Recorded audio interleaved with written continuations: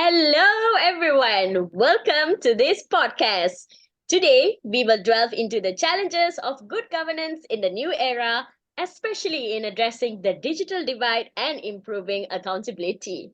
To better understand these complex issues, I have invited two experts to the scene who will share their insights and analysis with us. First, welcome Xiao and Qian. Hello, everyone. I'm very happy to be able to participate in today's discussion. Thank you for the invitation. I look forward to sharing my views with you. Okay, so first, let's start with the basic concept of good governance. So, Xiao, our first expert, can you explain to us in detail what good governance is? At the same time, how important do you think good governance is in the context of globalization and digitalization? Okay, the core of good governance is how to exercise public power and ensure that government action are fair, transparent, and accountable. It covers many aspects such as the rule of law, transparency, accountability, participation, and efficiency. The importance of good governance is even more prominent in the context of globalization and digitalization. On the other hand, globalization has brought about complex translation issues, which requires governments to be more cooperative and transparent.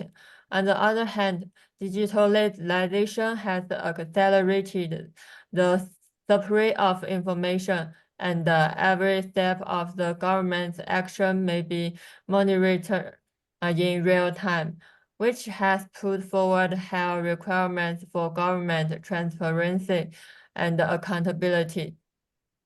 Very well said. So, in the new era, what are the specific challenges facing good governance? So, to our second expert, Yang Chen, can you give some practical examples to illustrate these challenges? Of course, first, the digital divide is a real challenge. In Malaya, although digital infrastructure is relatively developed in urban areas, the accessibility of digital resources is very limited in rural and remote areas. For example, in some areas of Sabah and Sarawak, internet coverage is still very low, which prevents local residents from equally participating in e-government or enjoying online public service. Another challenge is information overload and the spread of false information. Although the internet makes it easier to obtain information, it also increases the difficulty of information screening and identification. For example, during the COVID-19 pandemic, the spread of false information led to panic and misunderstanding, which had a negative impact on the government's pandemic prevention, police, and public trust. Indeed. The digital divide and the spread of false information are both issues that cannot be ignored in modern society. Next, let's talk about the Sabah Water Authority corruption case in Malaysia. So, to our first expert once again, Xiao, can you tell us about the details of this case and its impact on the Malaysian public sector? Okay, the Sabah Water Authority corruption case occurred in 2016, and the amount involved in this case was as high as 115 million. Senior officials of the water authority took advantage of their positions to illegally embezzle government funds. The exports of the case has raised questions about corruption in the public sector from all walks of life.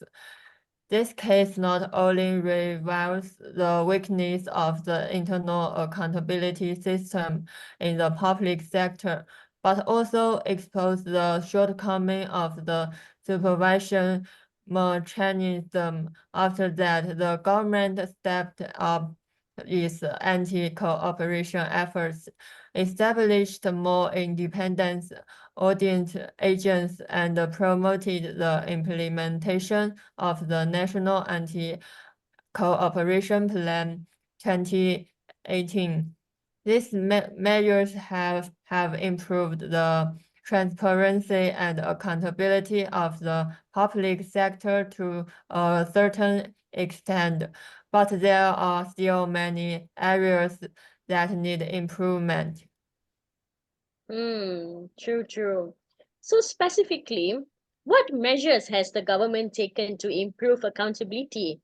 To our second expert, Yang Chen, what do you think about this? Okay, the government has indeed taken a number of measures to improve accountability. In addition to strengthening the audit system, the government has also promoted the development of e-government and increased the transparency in the public sector. For example, the government has launched an open filing system that allows the public to view detailed information on government documents online, thereby reducing the possibility of sharing violations. In addition, the government has also strengthened the education and training of officials, especially in terms of enthusiastic and legal awareness. For example, after the Cyber Water Authority Corporation case, the government required all officials involved in the management of public funds to receive regular training to ensure that they understand the relevant laws and regulations and strictly abide by them. However, despite these measures, there are still many problems in actual operation.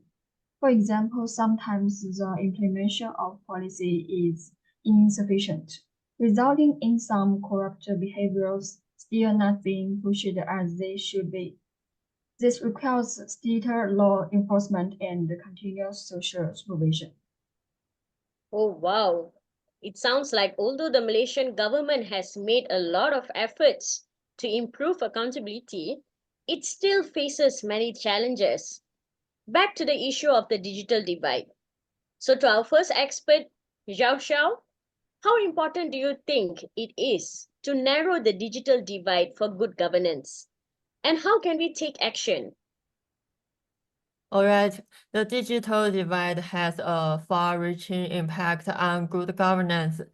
It not only determines whether citizens can enjoy public service equally, but also affects whether they can participate in the democratic process.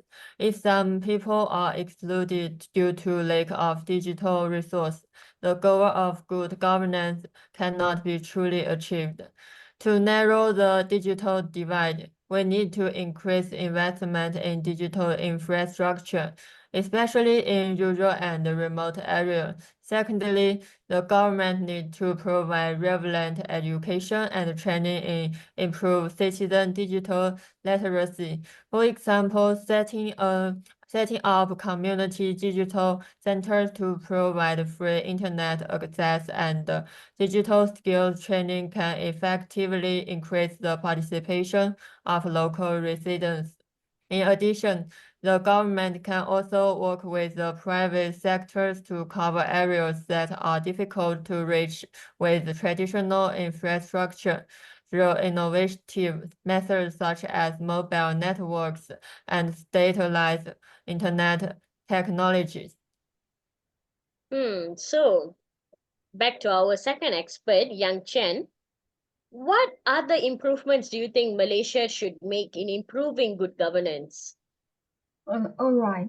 In addition to narrowing the digital divide and strengthening accountability, I think Malaya also need to pay more attention to public participation and information disclosure.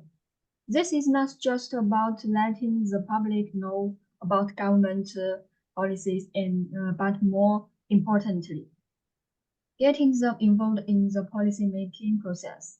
For example, more public consultations and opening solicitations can be made to make policies closer to public opinion.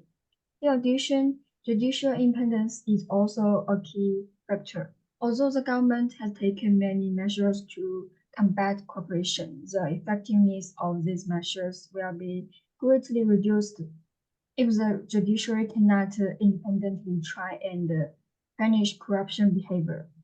Strengthening the independence and the transparency of the judiciary is another important direction for improving good governance in the future. Okay, so unfortunately, we have already reached to the ending of our podcast. So thank you very much for the in-depth analysis and discussion of our two experts. So good governance plays a vital role in the development of any society.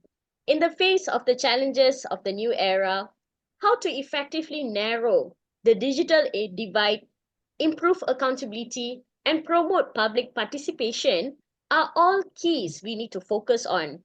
I hope that through today's discussion especially, everyone can have a deeper understanding of good governance. Thank you for listening and see you next time. Thank you, Thank you, everyone. everyone.